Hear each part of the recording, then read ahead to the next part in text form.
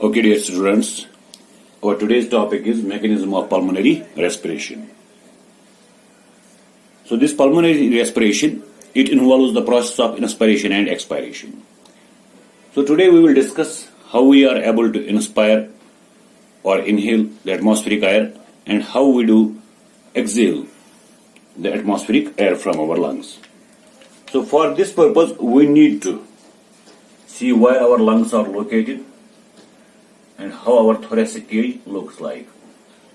So for this purpose, I have to draw a diagram.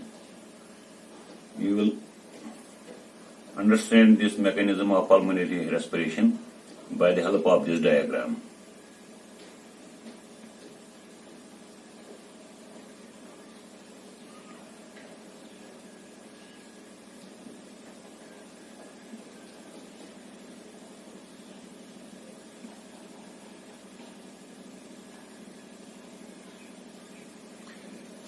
So, suppose this is our vertebral column. This vertebral column, it is on the back of the thoracic cavity. In front of thoracic cavity, we have got this sternum or breastbone.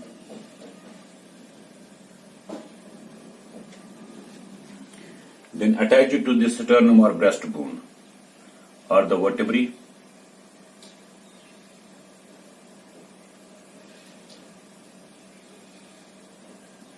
These are the vertebrae.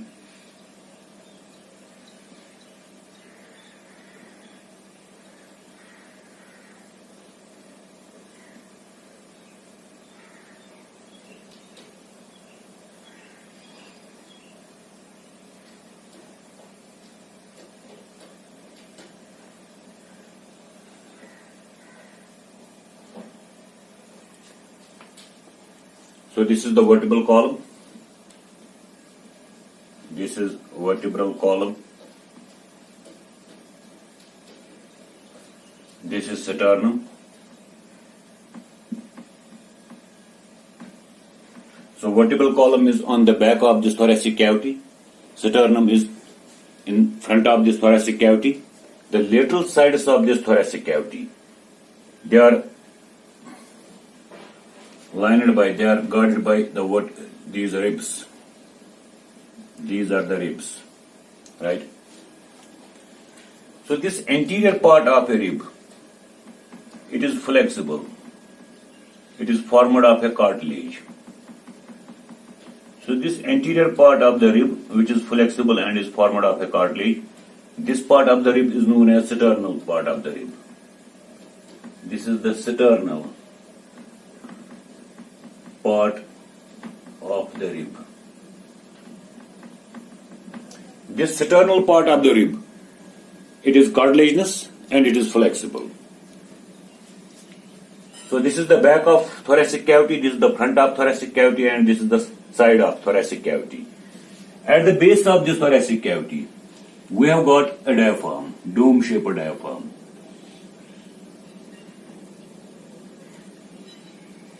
So this is the dome-shaped diaphragm at the base of thoracic cavity.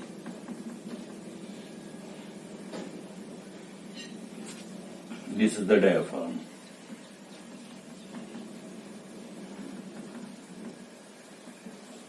You can see this diaphragm is dome-shaped. Located inside this thoracic cavity are the lungs. Present inside this thoracic cavity are lungs. So how do we inspire? First we will see mechanism of inspiration. How we are able to breathe in the atmospheric air. So these sides of the thoracic cavity, which are lined by the ribs, these ribs have muscles attached to them. There are some muscles which are present on the external surface of the ribs. These muscles, which are present on the external surface of the ribs, these muscles are known as external intercostal muscles. They are present externally on the surface of the ribs. So these muscles which are present externally on the surface of the ribs, these muscles are known as external intercostal muscles. So these are external intercostal muscles. external intercostal muscles. So they are present externally on the surface of ribs. They are present externally on the surface of ribs. They cover the whole ribs. But in this diagram I am showing you only a part of these external intercostal muscles. So these are the external intercostal muscles. So when these external intercostal muscles contract,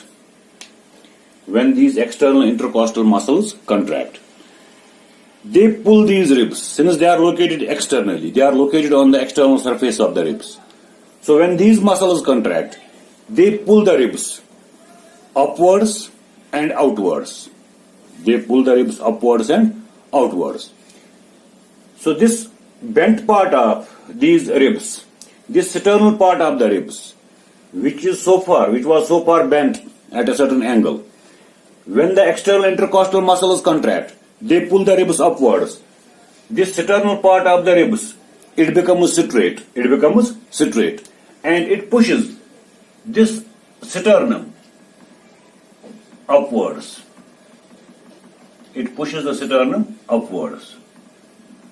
So sternum rises upwards.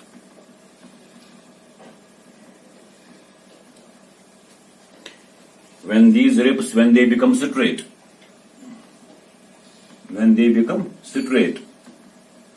so they push the sternum upwards. When the ribs become straight, they push the sternum upwards. So when they push this sternum upwards, at the same time, the lateral thoracic walls, they also move outwards. So in total, we say lateral thoracic walls, they move outwards and upwards, pushing the sternum also upwards. So when the lateral thoracic walls move outwards and upwards, it increases the volume of thoracic cavity. At the same time, the muscles of the diaphragm, which are known as phrenic muscles,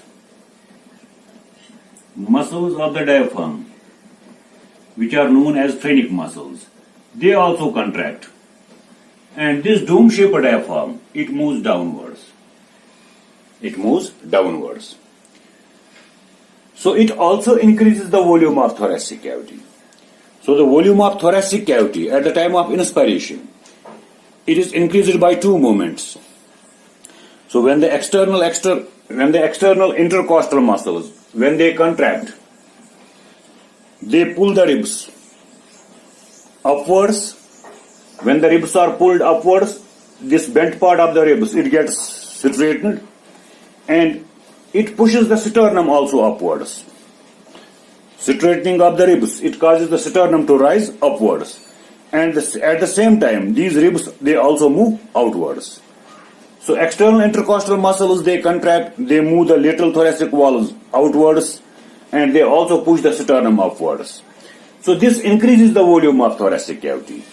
When the sternum is raised and the lateral thoracic walls are moved upwards, so the volume of thoracic cavity is increased. At the same time, the diaphragm muscles, they contract. Phrenic muscles of the diaphragm, when they contract, when these phrenic muscles of diaphragm, when they contract, this diaphragm which was so far dome-shaped, it was upwards, it moves downwards. So this also increases the volume of thoracic cavity. Since our thoracic cavity is a closed cavity, it is a closed cavity. Whenever in any closed cavity, volume increases, that causes decrease in the pressure. So what is located in this thoracic cavity? In this thoracic cavity are the lungs. So when the volume of thoracic cavity is increased, pressure on the lungs is decreased. And at that time, atmospheric pressure is much higher than the pressure inside our lungs. So this causes atmospheric air to rush in from high pressure to low pressure, and our lungs get inflated. Our lungs get inflated. So this causes the inspiration. So when our external intercostal muscles contract, they move the lateral thoracic walls outwards and upwards, increasing the volume of thoracic cavity. When the diaphragm muscles, when the phrenic muscles, when they contract, their contraction moves the diaphragm downwards, increasing the volume of thoracic cavity. So whenever there is increase in the volume of any closed cavity, pressure decreases. So when the volume of thoracic cavity is increased, pressure on the lungs decreases. So at this time, atmospheric air is at higher pressure as compared to the pressure on lungs, because the pressure on lungs is now decreased. So atmospheric air rushes in through nostrils, it goes into trachea, it goes in through the bronchi, it goes then through the bronchioles, and finally it reaches into the lungs, and the lungs get inflated. So this causes the inspiration. So inspiration is caused by the contraction of external intercostal muscles and the phrenic muscles. So for that reason, we call these external intercostal muscles and phrenic muscles as the inspiratory muscles. Why we call them as inspiratory muscles? It is because of their contraction. That the volume of thoracic cavity increased and air moved from higher pressure to lower pressure inside the lungs, and the lungs got inflated, causing the inspiration. So for this reason, we call external intercostal muscles and phrenic muscles as inspiratory muscles. So external intercostal muscles and phrenic muscles, they are known as inspiratory muscles because they cause inspiration. Now, how the expiration occurs? How we are able to breathe out? So for expiration, these external intercostal muscles and phrenic muscles, they relax. So when external intercostal muscle and phrenic muscles, when they relax, the ribs move back to its original position.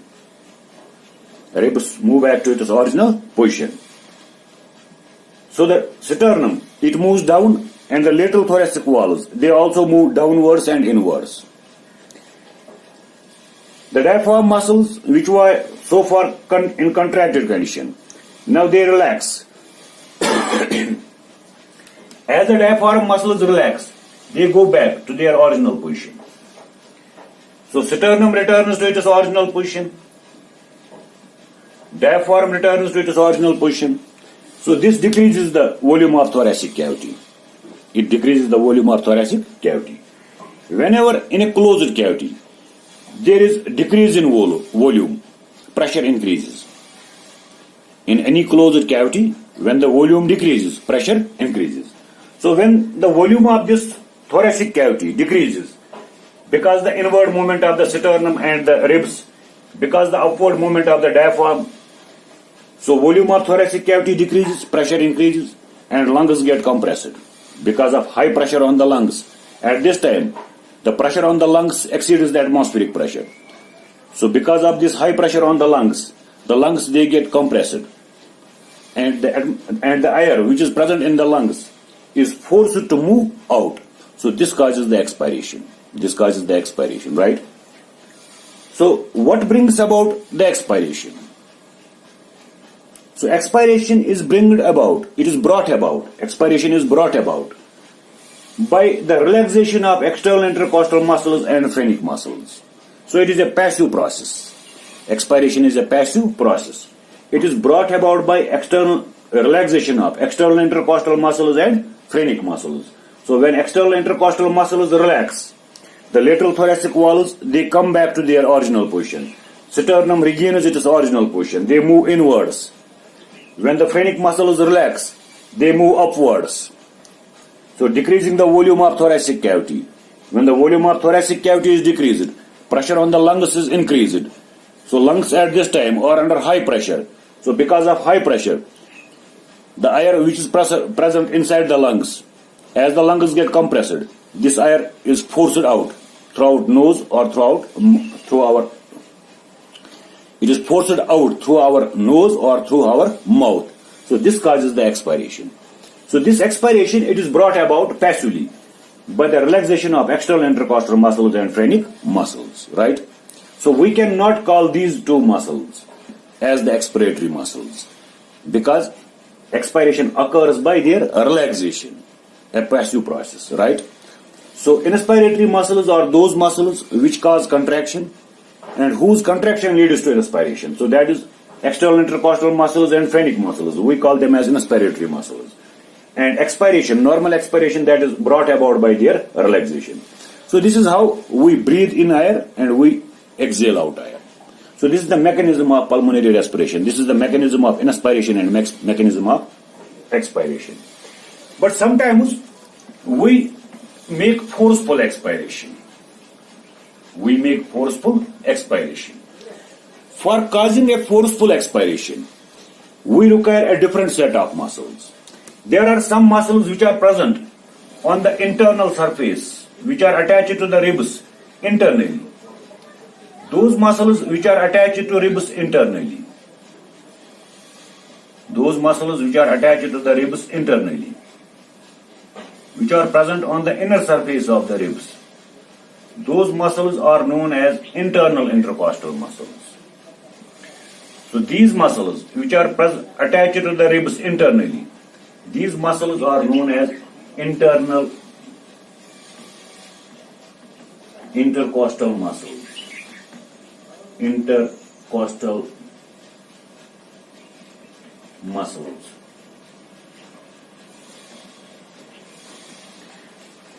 So for forceful expiration,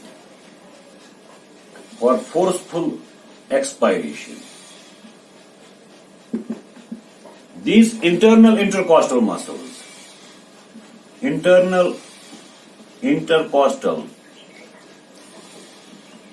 muscles and abdominal muscles, and abdominal muscles, they contract. So what happens when internal intercostal muscles contract? When the internal intercostal muscles, which are located on the inner surface of the ribs, when they contract, they pull the ribs inwards and downwards. When the internal intercostal muscles contract, since they are located internally on the ribs, when they contract, they pull the ribs inwards and downwards. So the sternum moves downwards. This sternum, it moves downwards.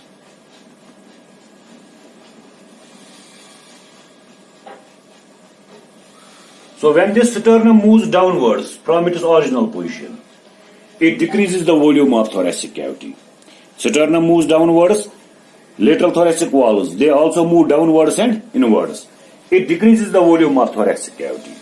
When the abdominal muscles contract, these are the abdominal muscles here. Abdominal muscles. When these abdominal muscles contract, they push the viscera up against the diaphragm. They push the viscera. Viscera means visceral organ, intestine, stomach. When the abdominal muscles contract, they push this viscera, intestine, sternum, intestine, stomach, etc. up against the diaphragm. So diaphragm moves upwards. From its original position. As the diaphragm moves upwards from its original position, this reduces the volume of thoracic cavity. So the volume of thoracic cavity is further reduced by the upward movement of the diaphragm. So when the volume of a closed cavity is reduced, the pressure is increased. So I will repeat it again. Internal intercostal muscles, they contract internally. So they pull the ribs inwards and downwards. So when the ribs are pulled inwards and downwards, they bend further and they also pull this sternum inwards and downwards. So this inward movement of the ribs and the sternum, it decreases the volume of thoracic cavity. At the same time, the abdominal muscles contract. When abdominal muscles contract, they push the viscera they push the intestinal stomach upwards. They thrust it against the diaphragm. The viscera are thrust against the diaphragm and they push the diaphragm upwards. So viscera, they push this diaphragm upwards and diaphragm further moves upwards. So when diaphragm moves upwards in the thoracic cavity, the volume of thoracic cavity is further decreased. So as the volume of thoracic cavity is further decreased, so pressure on the lungs is increased. So because of this increased pressure on the lungs get further compressed. Lungs get further compressed. And all the air, most of the air which is present inside the lungs, that is exhaled out. That is exhaled out. So this mechanism of expiration, it is known as forceful expiration. It is known as forceful expiration. So this forceful expiration, it is brought about by contraction of internal intercostal muscles and the abdominal muscles. So contraction of internal intercostal muscles and abdominal muscles. It causes further decrease in the volume of thoracic cavity. So when the volume of thoracic cavity is further decreased after normal expiration, it increases the pressure on the lungs and extra volumes of air are breathed out from the lungs even after the normal expiration. So this extra volume of air which is breathed out from the lungs, this is the forceful expiration. We call it as forceful expiration. So forceful expiration, it is brought about by these two muscles, internal intercostal muscles and abdominal muscles. So for that reason, we call these internal intercostal muscles and abdominal muscles, we call them as expiratory muscles. We call them as expiratory muscles. So now we have got two types of muscles. We have got inspiratory muscles. Now we have got two types of muscles here. We have got inspiratory muscles. Inspiratory muscles. So what are inspiratory muscles? They are the muscles which cause inspiration. So they include internal intercostal muscles, internal intercostal muscles, and the phrenic muscles.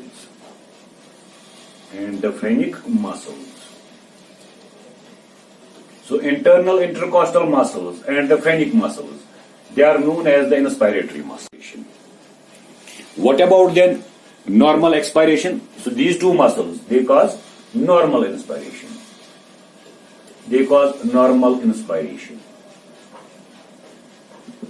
What about then the normal expiration? Normal expiration, that is brought about by normal expiration.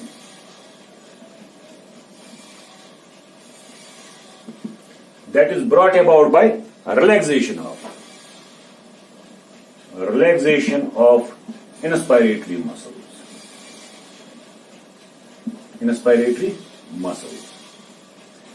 So normal expiration is brought about by relaxation of inspiratory muscles. So inspiratory muscles, they cause the inspiration. Now as these inspiratory muscles, external intercostal muscles.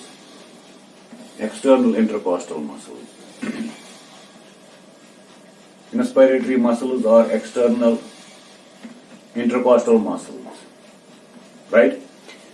So as these external intercostal muscles and phrenic muscles, as they relax, so their relaxation causes the normal expiration. Then what are expiratory muscles? Expiratory muscles are those muscles whose contraction leads to forceful expiration. Which muscles are involved in the forceful expiration? Internal intercostal muscles and the phrenic muscles. And the abdominal muscles. Internal intercostal muscles and the abdominal muscles. They cause forceful expiration. How they cause forceful expiration? When the internal intercostal muscles contract, they pull the lateral thoracic walls downwards and inwards. that also pulls the sternum downwards and inwards. So sternum, when it is pulled downwards and inwards, when the lateral thoracic walls are pulled downwards and inwards, they decrease the volume of thoracic cavity. When the abdominal muscles contract, they push the viscera up against the diaphragm. So they push the diaphragm further upwards. So when the diaphragm further moves upwards, this decreases the volume of thoracic cavity further. So in total, the volume of thoracic cavity is decreased. As the volume of thoracic cavity is decreased further, the pressure on the lungs is increased further, and extra volumes of air are breathed out from the lungs. So this is known as forceful expiration. So this forceful expiration, it is brought about by internal intercostal muscles and the abdominal muscles. It is brought about by the contraction of internal intercostal muscles and abdominal muscles. So for that reason, we call these internal intercostal muscles and abdominal muscles as expiratory muscles. So inspiratory muscles are those muscles which cause normal inspiration. Expiratory muscles are those muscles which cause forceful expiration. A normal expiration is a passive process which is brought about by the relaxation of inspiratory muscles. So that is all about the mechanism of pulmonary respiration. So that is all about the mechanism of inspiration, expiration and forceful expiration. So this is known as mechanism of pulmonary respiration. So this is the mechanism of pulmonary respiration. Now after this, we are going to discuss pulmonary air volumes. Now after this, we will discuss pulmonary air volumes.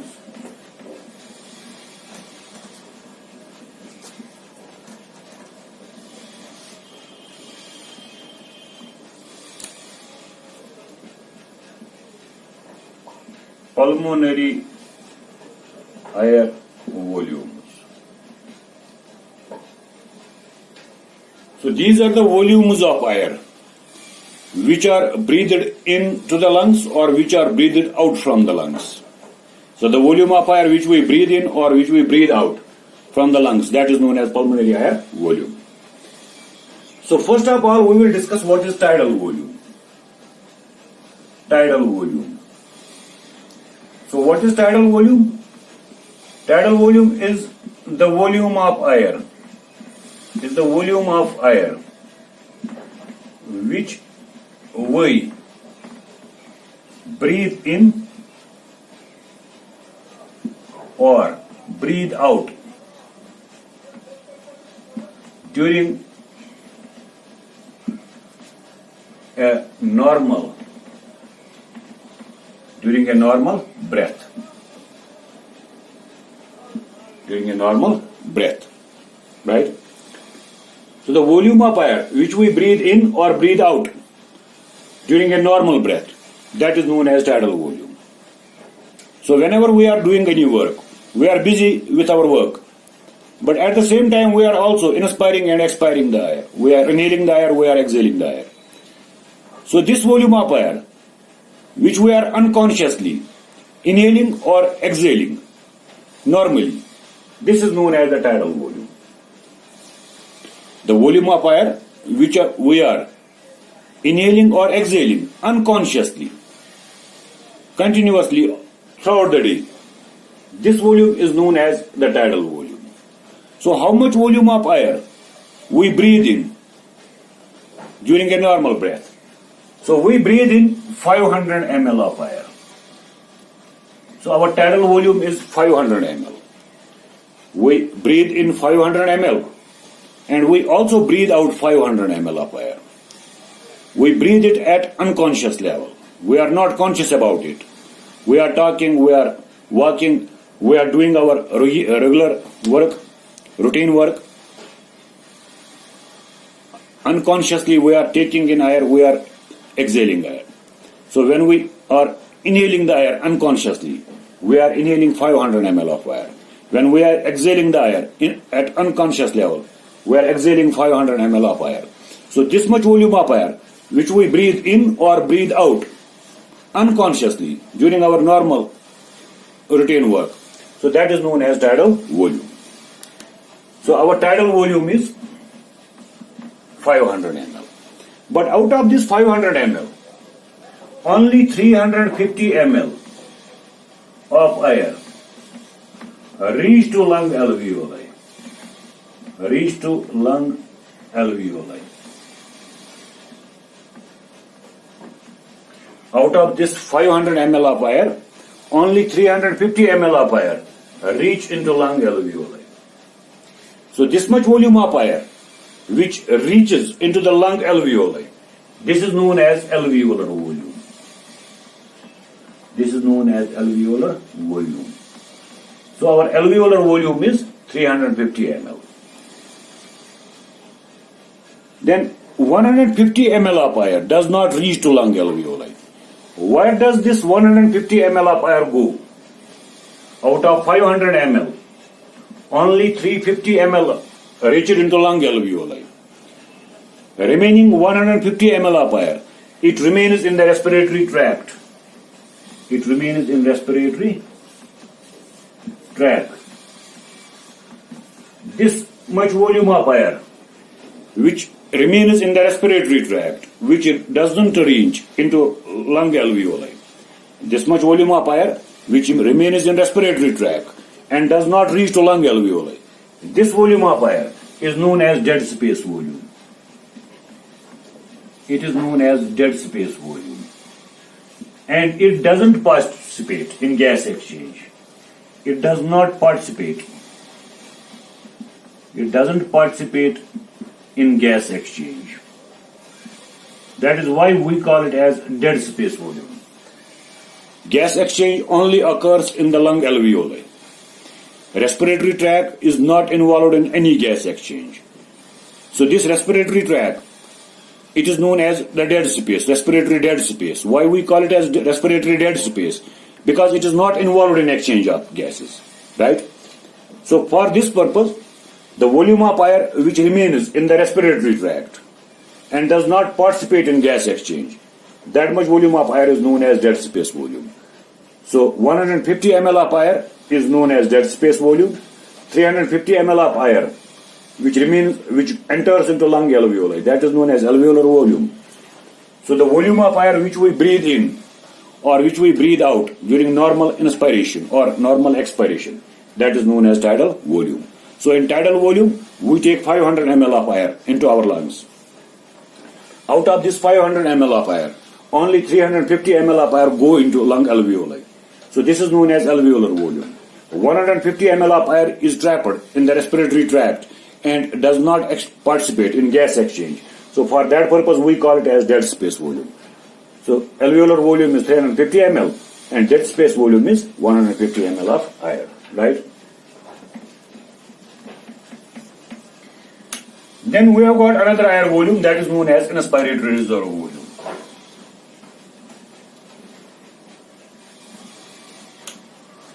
So what is this inspiratory reserve volume?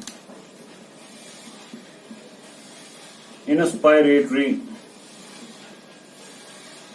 reserve volume. Reserve volume. So it is the volume of air which we can breathe in after a normal inspiration. So first we have to make a normal inspiration. In normal inspiration we will take 500 ml air in. As we complete normal inspiration, after that we have to generate a forceful inspiration. We have to generate a voluntary inspiration, right? So the volume of air which we can breathe in after a normal inspiration, so that much volume of air is known as inspiratory reserve volume. So it is the volume of air which can be breathed in after a normal inspiration. So first we have to make a normal inspiration, then after the normal inspiration we have to make further inspiratory effort. So the extra volume of air which we can breathe in after a normal inspiration, that is known as inspiratory reserve volume. So it is equal to, this inspiratory reserve volume, it is equal to 2.5 to 3 liters.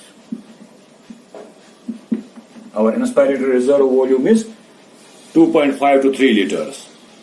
So in the normal inspiration we will take in 500 ml of air. After taking 500 ml of air in, after that we can further take 2.5 to 3.5 liters of air into our lungs. So this extra volume of air which we can breathe in after the normal inspiration, this is known as inspiratory reserve volume. Then we have got expiratory reserve volume. Expiratory reserve volume. We write this inspiratory reserve volume as IRV. We write inspiratory reserve volume as IRV, inspiratory reserve volume. Similarly, we have got expiratory reserve volume. So what is this expiratory reserve volume? Is the volume of air that can be breathed out from the lungs after a normal expiration. So we have to make a normal expiration first. We will breathe out some volume of air, 500 ml of air we will breathe out. After making the normal expiration, then we have to generate extra effort to remove more volumes of air from the lungs. So this extra volume of air which we can breathe out from the lungs after making a normal expiration, that is known as expiratory reserve volume. And this expiratory reserve volume, it is 1.0 to 1.1 liters. So this is our expiratory reserve volume. So our expiratory reserve volume is 1.0 to 1.1 liters, right? So that was inspiratory reserve volume and expiratory reserve volume. So after that we have another volume that is known as vital capacity.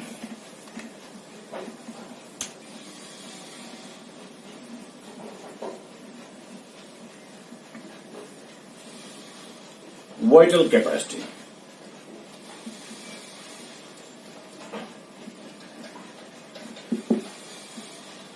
So what is this vital capacity?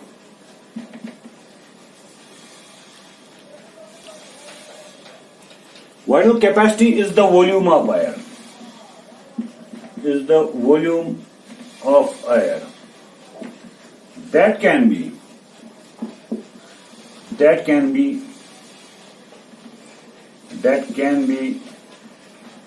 breathed out by a most forceful expiration after a most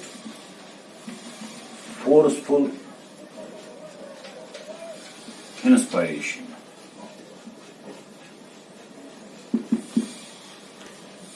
So first we have to make a most forceful inspiration.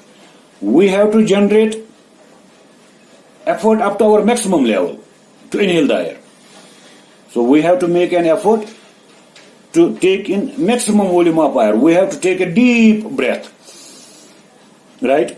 We have to make a most forceful inspiration.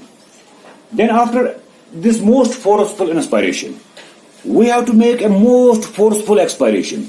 We have to try to remove all the air from our lungs. So this volume of air, which we can breathe out from the lungs, after making a most forceful inspiration first, then followed by a most forceful expiration. This volume of air, which we can remove from the lungs, even after a most forceful expiration. That is known as our vital capacity. So this vital capacity, it is equal to tidal volume plus inspiratory reservoir volume plus expiratory reservoir volume. So our tidal volume is 500 ml. Our tidal volume is 500 ml. Our inspiratory reservoir volume, that is 2.5 to 3 liters. And expiratory reservoir volume is 1.0 to 1.1 liters. So that means it will be equal to, if we will add it up, it will be equal to 4.0 to 4.6 liters.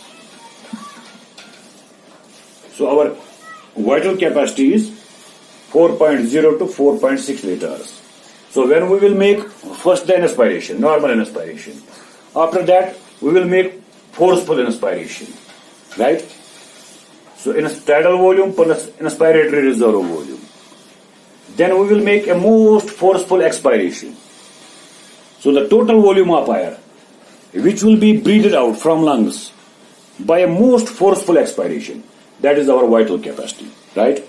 This vital capacity, it is higher in athletes, it is higher in young people, it is higher in mountain dwellers,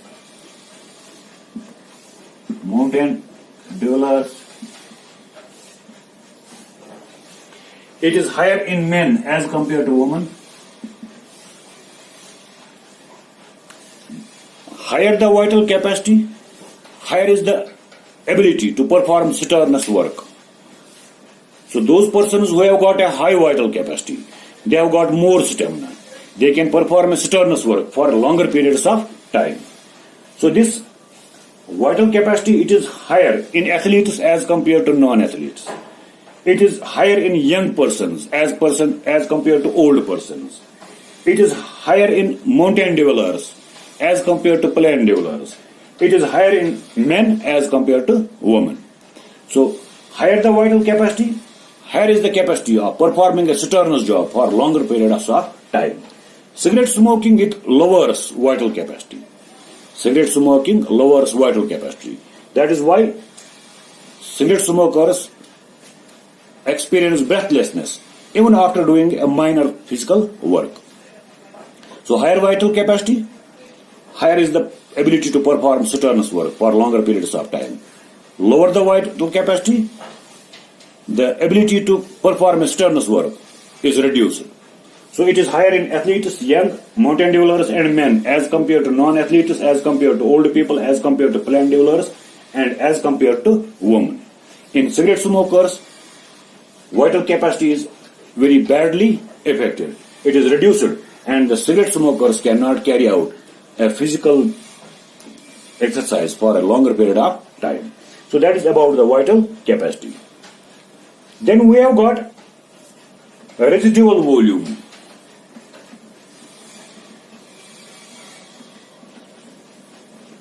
Residual volume.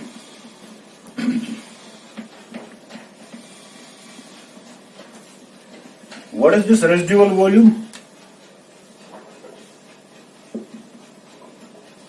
Residual volume. So residual volume is the volume of air which remains in the lungs even after performing a most forceful expiration. Volume of air that remains in the lungs,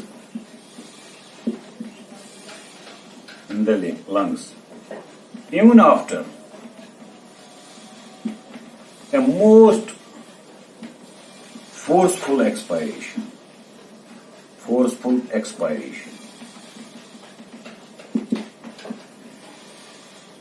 If we make a forceful expiration with our utmost effort, we will try to remove all the air from the lungs. Still some air will be present in the lungs.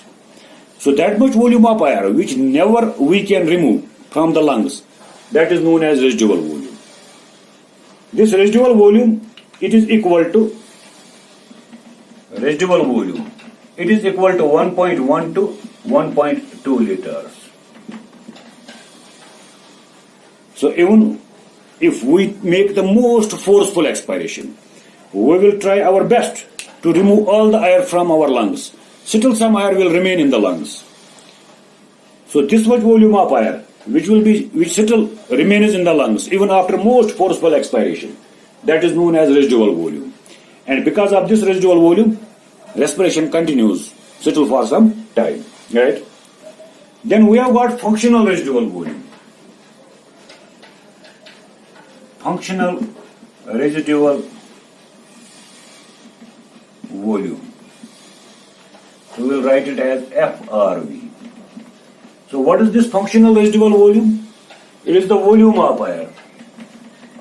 It is the volume of air that remains in lungs after a normal expiration. So when we make a normal expiration, we remove only 500 ml of air from our lungs. The remaining air which remains in the lungs, that is the functional residual volume. So this functional residual volume, FRV, it is equal to FRV. It is equal to expiratory reservoir volume plus residual volume. So we can, at the end of normal expiration, we can further remove some volumes of air from the lungs. So that is expiratory reservoir volume. And we cannot remove some volume of the air from our lungs. That is the residual volume. So functional residual volume, it is the sum of expiratory reservoir volume and residual volume. So it amounts to 2.1 to 2.3. It amounts to 2.1 to 2.3 liters. So expiratory reservoir volume, that is equal to 1.1 to 1.1 liter. 1 to 1.1 liter plus residual volume, which is equal to 1.1 to 1.2 liters. So it is equal to 2.1 to 2.3 liters. This is known as functional residual volume. So I think this is sufficient for today. Remaining we will discuss in next lecture.